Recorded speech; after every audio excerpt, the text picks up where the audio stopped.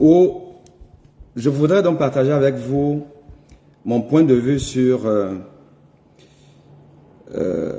la communication de l'excellent gardien camerounais, André Onana,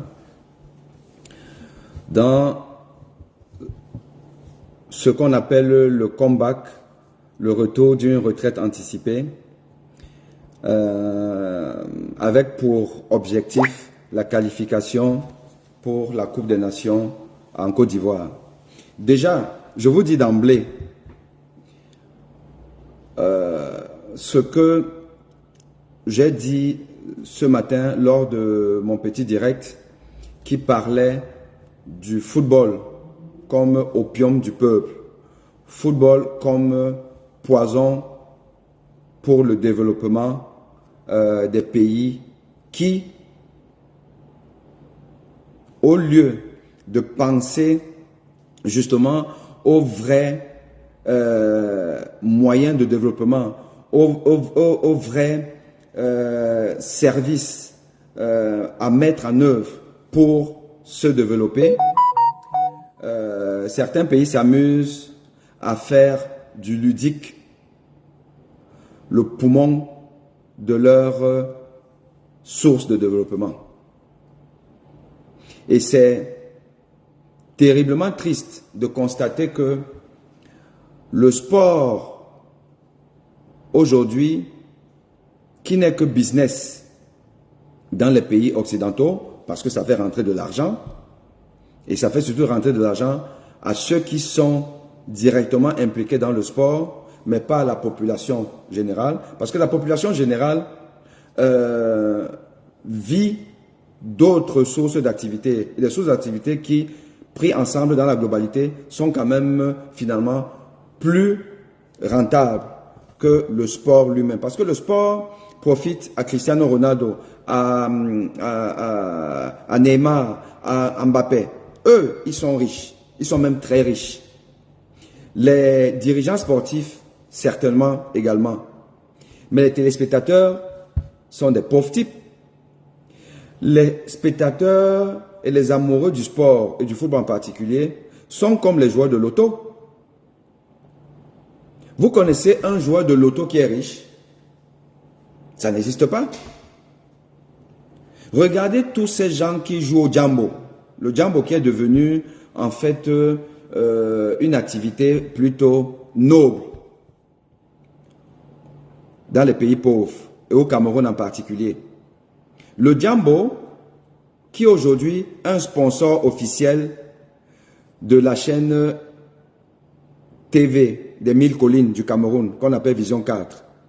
On nous a annoncé dimanche dernier que XBet devient un partenaire d'une chaîne télé. Une chaîne télé qui a pour vocation d'instruire, d'éduquer, de relever le niveau d'éducation d'une population. Vision 4 devient la chaîne du jambo. Évidemment, XBet ayant signé une convention avec la FECAFOOT, donc va amener la FECAFOOT, le sport, le football, à devenir davantage présent dans le média camerounais. Donc nous allons nous nourrir du football, contraint et forcé. Voilà un peu ce qu'est devenu la société camerounaise, la société africaine, les sociétés pauvres qui laissent les dirigeants autocrates confisquer le pouvoir. Et on vous donne le sport, le football pour vous distraire. Et on se rend donc compte que si vous laissez le sport, le football, diriger vos émotions, et même pas que vos émotions, mais votre raison, vous courez dans l'abîme. Parce qu'en fait, toute société a des codes. Et ces codes-là sont universels. Et vous ne pouvez pas évoluer en marge des codes de la société et penser développer votre société. C'est impossible. Le sportif, le footballeur, ne peut pas être la boussole d'une société. Je me répète, le footballeur ne peut pas être la boussole d'une société. Parce que pour être la boussole d'une société, pour être l'éclaireur, celui qui a un niveau de discernement suffisamment élevé, il faut quand même un minimum requis. Et ce minimum-là, on ne peut pas l'avoir en passant toute sa jeunesse et sa période d'adolescence, sa période d'âge adulte jeune, jusqu'à 35 ans, voire 40 ans, et même plus. Parce que si on ajoute la TVA des footballeurs africains, si on ajoute la TVA, quand un footballeur vous dit qu'il a arrêté le sport en tant que je me lève le matin, je vais au foot, je m'entraîne, je reviens à midi, je me repose, je repars l'après-midi, m'entraîner tous les jours. Et puis, 2 fois par semaine, j'ai des matchs sérieux. Donc, je ne vis que football. Je ne pense qu'à ça. Depuis l'âge, peut-être aujourd'hui, à 8 ans, les enfants commencent déjà à penser, 9 ans, 10 ans, à 12 ans, un enfant, de toute façon, celui qui en prend le chemin, ça se sait déjà. Il passe beaucoup de temps à ça. Il obtient le baccalauréat, bon, parce que tout le monde peut avoir le baccalauréat. Mais il est focus sur ça.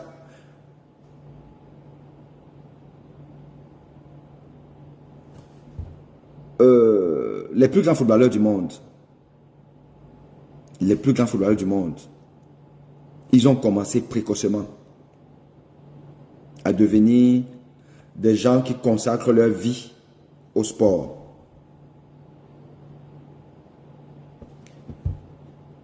Vous les citez, les plus grands, les Cristiano Ronaldo, les Beckham, les Neymar et consorts. Tout jeunes, ils ont cessé de faire de l'école leur priorité. C'était le foot. Et ils ont fait ça jusqu'à l'âge pour les Occidentaux, où il n'y a pas falsification des actes de naissance. Jusqu'à 35, 37, 38, voire 40 ans pour les Italiens. Vous savez que les footballeurs italiens, ils jouent jusqu'à très tard.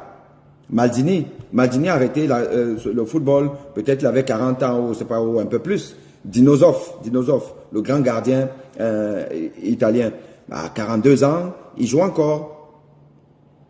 Mais les Africains, quand vous entendez que quelqu'un a arrêté, il avait 38 ans, donc vous racontez, il avait 45 ans. Donc, du plus jeune âge jusqu'à l'âge de 45 ans, vous jouez au foot. Vous vous levez le matin. Vous jouez. Vous dormez avec le football. Messi a commencé à ne penser qu'au football. Il était encore gamin. Et il continue à jouer. À quoi, peut-être 32 ans. Et il va encore jouer pendant au moins 4 ans. Il arrêtera donc, il aura au moins 37 ans. Et voilà où sa vie devrait commencer. Parce que ces gens n'ont pas eu leur jeunesse. Michael Jackson n'a pas eu sa jeunesse. Et on voit comment il est fini. C'est des jeunesses volées, confisquées. Et vous devez donc, quand vous arrêtez de jouer, vous dites que je fais la reconversion. Vous faites la reconversion sur quoi? Je deviens soit entraîneur, soit président de club, soit dirigeant de fédération. Et parce que vous êtes populaire, vous êtes très populaire, vous voyez pousser des ailes et des velléités de diriger la société, quelle qu'elle soit, que ce soit une association, fédération de football, que ce soit une confédération, que ce soit un parti politique, que ce soit autre chose, vous aspirez à ça. Et on vous dit que vous êtes le meilleur. Et vous pensez sincèrement être le meilleur. Avec des catastrophes qu'on connaît. Des catastrophes qu'on connaît. Pourquoi? Parce que vous n'avez pas été moulé pour diriger des gens. Vous avez été moulé pour être dirigé. Un footballeur a passé sa vie à être dirigé.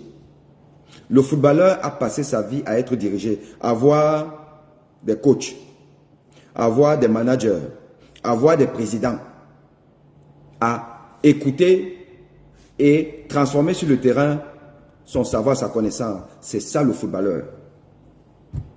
Et subitement, vous devenez un dirigeant.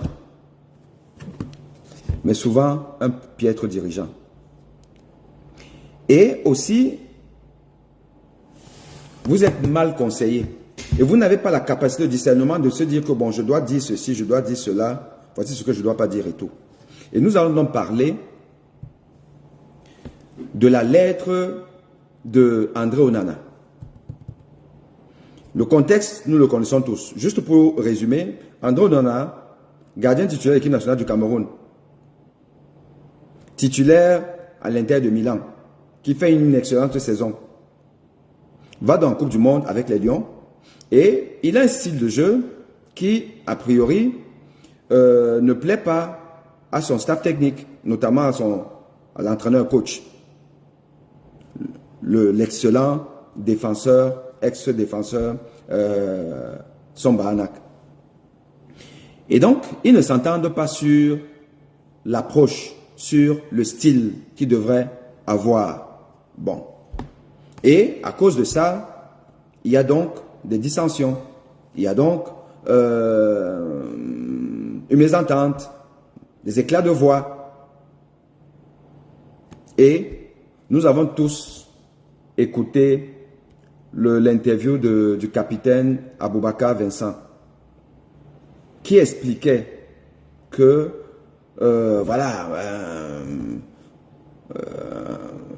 parler, l'autre parle, parler. Ok.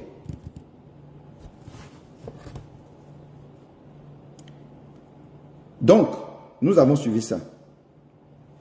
Et je vais revenir sur ça plus tard, peut-être. Et Vincent Aboubakar explique donc que dans tout ça, il pense que André Onana a manqué d'humilité. Parce qu'il faut toujours être humble dans la vie. Si tu vas aller loin, il faut être humble. Et il faut donner le respect nécessaire aux aînés et aux patrons. Et le coach, c'est le patron. Et il a bien précisé que mon petit, il a sa place. Mais il doit apprendre l'humilité pour aller loin. Les gens disent, oh, Aboubakar, machin, truc et tout. Moi, j'avais fait un post. Vous repartez sur ma page. J'avais fait un post pour dire que Aboubakar avait raison. Au-delà de la véracité, de la position de André Onana, et que beaucoup de gens partageaient. Et moi, naturellement, j'ai partagé. J'ai estimé que effectivement, voilà, un défenseur, un gardien de but doit pouvoir donner son avis sur les choix des joueurs, notamment de sa défense. Et c'était évident pour tout le monde que laisser le moins mauvais, Ngande, pour prendre le retraité.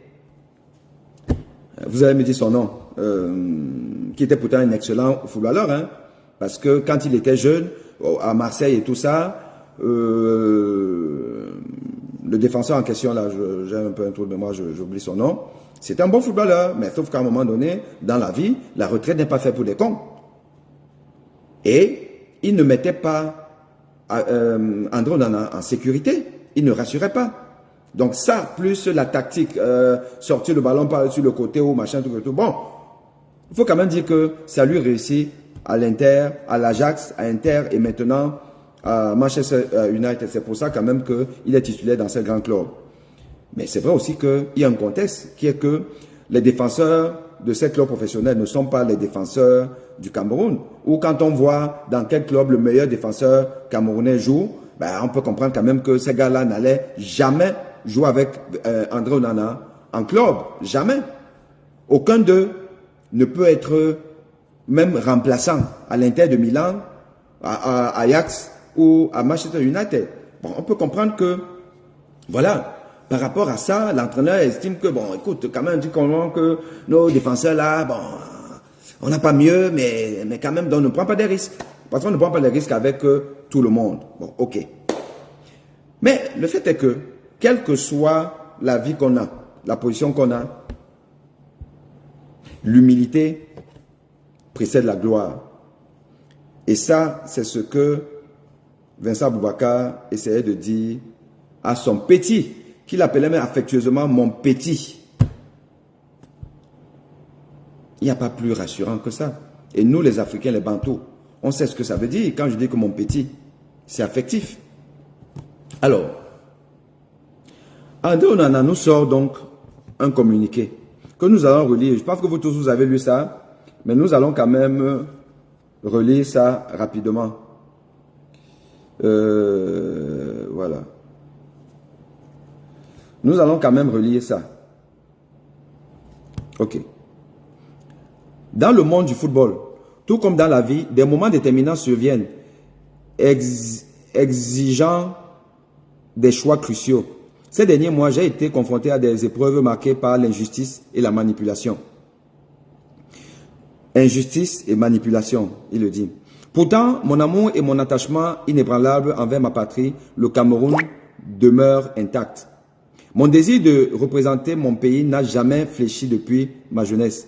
Et cette aspiration demeure une part indissociable de mon identité.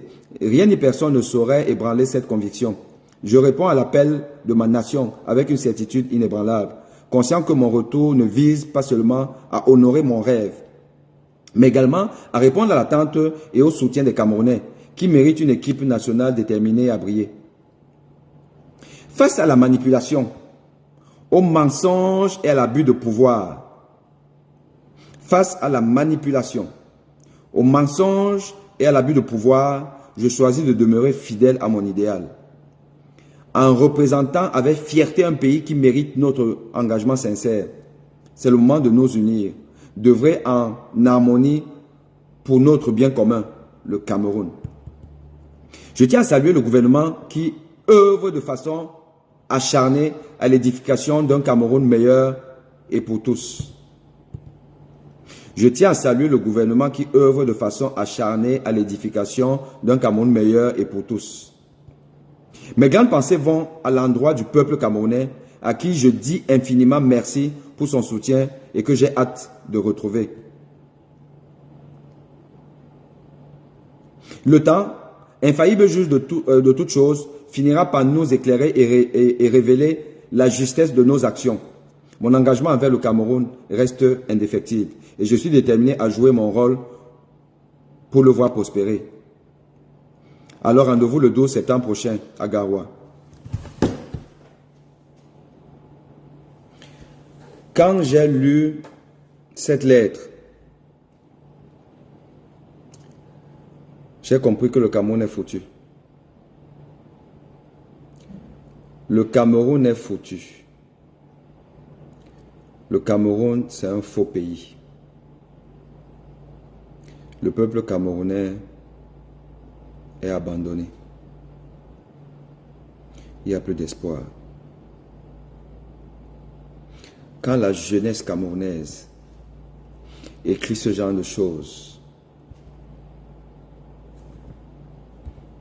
quand la jeunesse camerounaise valide ce genre d'écrit fait par des gens adultes censés être des intellectuels, parce que ça peut arriver. Mais que André Onana ait écrit ça, mot à mot, lui-même, avec ses mots, qu'il a écrit ça, je pense que beaucoup de gens doutent. Ça veut dire que il y a des gens qui ont écrit pour André Onana. Et que ces gens-là ont été à l'école, ont fait l'école. Ils ont signé ça.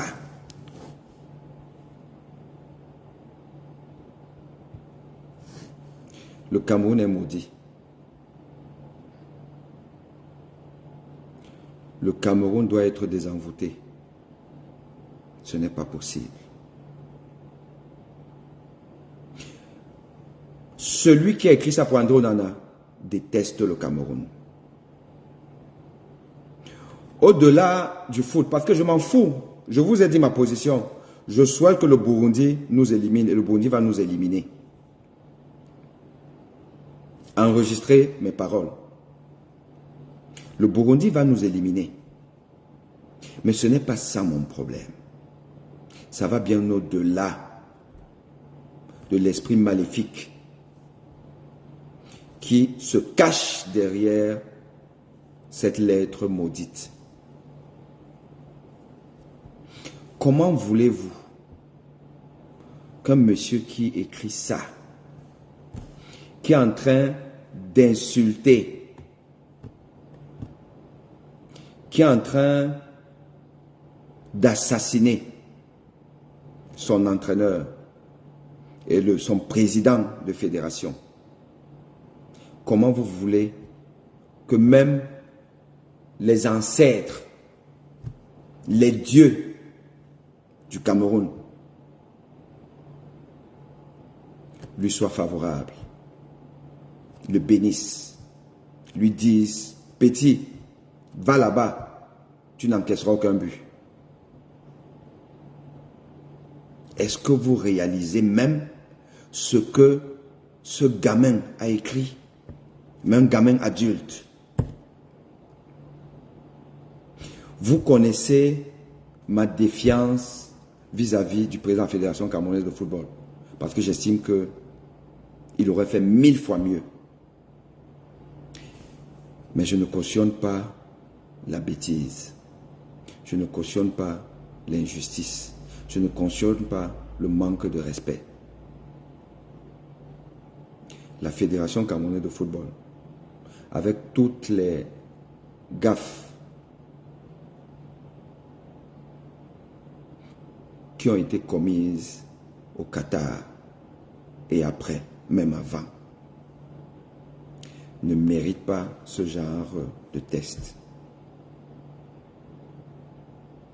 L'entraîneur Samba Anak, quelle que soit sa compétence ou son incompétence, ne mérite pas ce genre de test. À la veille d'un match qui pour lui est capital, qui pour le président de la fédération est capital, pour tous les amoureux du football camerounais, capital. Non. Non, André Onana. Là, tu as été méchant. Derrière ton visage jovial, angélique, enfantin gamin, se cache donc une violence indescriptible. On ne peut pas dire ça. Comment tu vas t'entraîner avec le coach en ayant dit ça, en ayant écrit ça? Comment tu vas le saluer? Comment il va accoucher ton nom sur la feuille de match?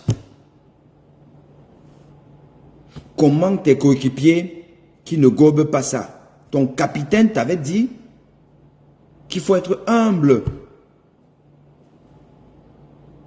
Ton capitaine te l'avait dit qu'il faut être humble, petit. Comment ton capitaine va être devant, gonflé à bloc pour marquer des buts, en sachant qu'il n'est pas content de toi? Comment? C'est quoi cet esprit-là? C'est quoi ça?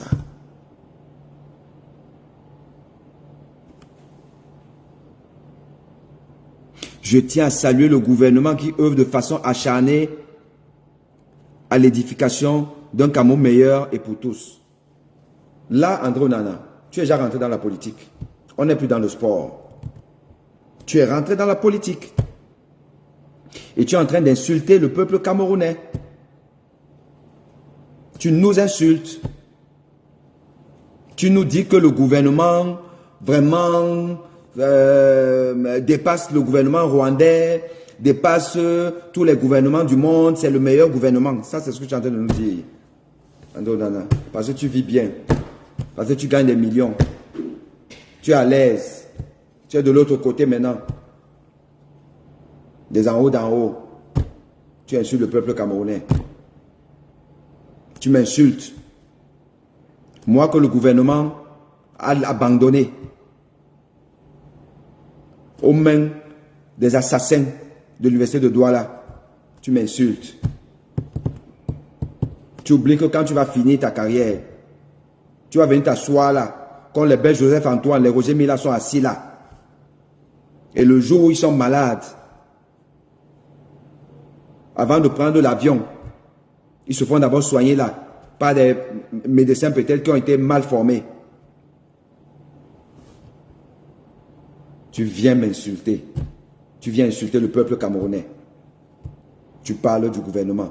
Le gouvernement vient faire quoi dans cette histoire? Donc c'est un membre du gouvernement qui t'a fait écrire ça. C'est un membre du gouvernement qui t'a fait écrire ça.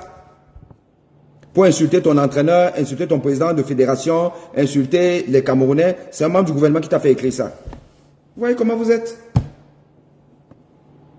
Ben, je sais que ton père, c'est le Zomloa.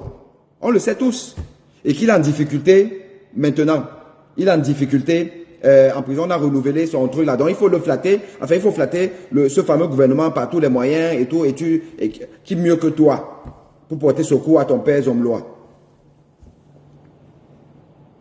Au lieu d'éviter d'encaisser des buts, à Manchester, parce que tu as déjà, je ne sais pas combien de buts encaissés. Il y a des gens qui t'appellent Encaissa. Bon, quelqu'un que je n'apprécie pas beaucoup, mais il t'a surnommé Encaissa.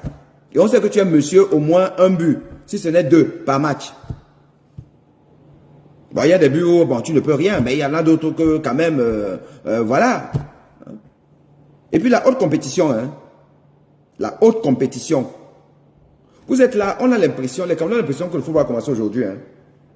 Vous avez l'impression que le football a commencé aujourd'hui. Le haut niveau ne pardonne pas. Le haut niveau ne pardonne pas. Il suffit d'une petite erreur comme ça là. Tu passes de là à là. Demande à Djemba Djemba. Hein. Djemba Djemba est passé par là où tu es. Hein. Djemba Djemba a joué à Manchester United. Il a fait le beau, le machin, truc et tout ça là. Il est où? Il a fini sa carrière comment?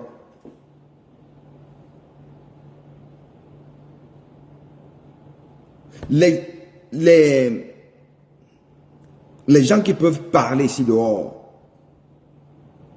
des gens où quelqu'un a fait 3 saisons dans une équipe titulaire, 3 saisons titulaires, parce que ces clubs-là, c'est au niveau-là. On te laisse, on te laisse, on te laisse. Le gars ne fait que cumuler les erreurs. Attends, tu prends beaucoup de buts. Je suis désolé, Onana, tu prends beaucoup de buts. C'est ta faute, c'est pas ta faute. In fine, hein, on regarde, est-ce qu'avec tel gardien de but, on ne prend pas beaucoup de buts. Avec tel autre, on prend beaucoup de buts. Bah, il se trouve que bon, la marche voudrait que le jour où on t'aligne et tout, le défenseur qui était souvent très bon, il a glissé, l'attaquant est passé, il est venu, bon, il a marqué. Oui, mais sauf que quand l'autre est au but, le gars qui avait glissé la veille ne glisse plus. Écoutez, la vie c'est comme ça. Hein. Je peux pas expliquer ça, mais c'est comme ça. Donc tu prends beaucoup de buts. Et à cette allure-là, tu ne feras pas plus d'une saison. Hein. Encore, il faut la finir comme titulaire. Donc, au lieu d'avoir l'onction de tout le monde, même de ton équipe nationale, parce que c'est aussi, comment on appelle ça, le banga, la cocaïne de certains sportifs. Je suis désolé, la carrière de Roger Mila en club, elle est nulle. Mais aujourd'hui, il est connu dans le monde entier. Grâce à l'équipe nationale. Hein. Grâce à l'équipe nationale. Ce que les Mboma ont laissé à l'équipe nationale est au Mambique et tout, indélébile. Bon, tu ne peux donc pas, tu reviens, mais tu reviens en s'aimant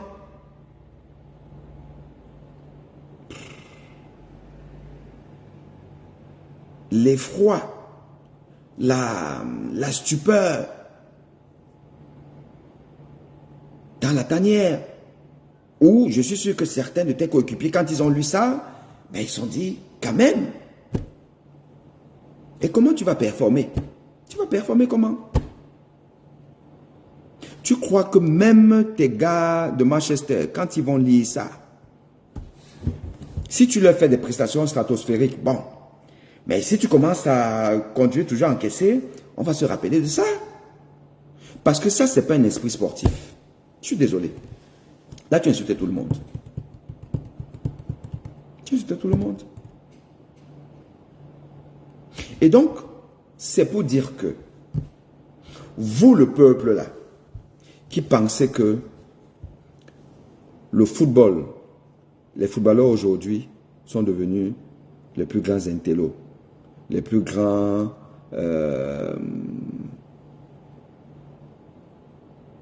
compétents du monde et doivent à la limite tout diriger, devenir même président comme vous l'envisagez pour votre champion. Non. Quand on voit le nombre de gaffes fait par des footballeurs, parce que c'est leur comme ça, ils ne peuvent pas faire autrement. Quelqu'un qui a été sérieusement à l'école, qui a roulé sa bosse, ne peut pas écrire une pareille lettre pour venir disputer un match couperé. Mais celui qui écrit ça est un intellectuel, mais c'est un intellectuel sac au dos. C'est un intellectuel méchant qui règle ses comptes avec le président Eto'o-Fils. Le monsieur qui a écrit cette lettre-ci là, c'est quelqu'un qui est en train de régler ses comptes avec la Fédération camerounaise de football. Donc, c'est quelqu'un qui n'aime pas le Cameroun.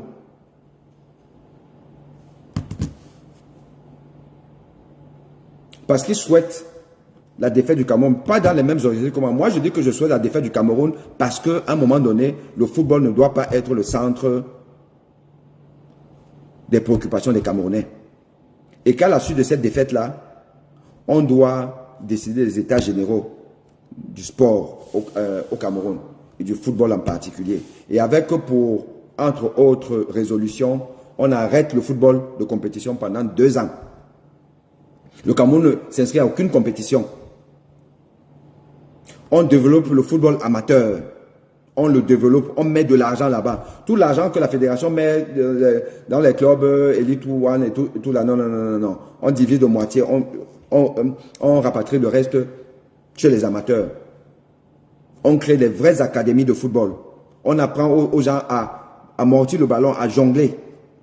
Parce qu'aujourd'hui, quand vous voyez les footballeurs camerounais de l'équipe nationale, vous vous demandez si c'est même des footballeurs. Hein? Voilà. Donc, c'est ce que je voulais vous dire. Je vais peut-être prendre quelques infos, enfin quelques questions et tout. Je voulais vous dire que non, on ne peut pas cautionner une lettre comme celle-là.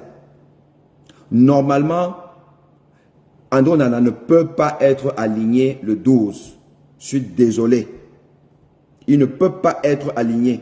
On ne peut pas prôner l'impolitesse, le manque de respect, la pertinence, l'impertinence, autant pour moi. Et on ne peut pas se moquer d'une nation. Parce que là, il s'est moqué d'une nation. En nous parlant des bienfaits d'un gouvernement, des bienfaits que nous ne voyons pas dans notre quotidien. Nous ne voyons pas ça. Et c'est parce qu'on continue à mettre le sport en première ligne, surtout. Non, il faut qu'on arrête ça.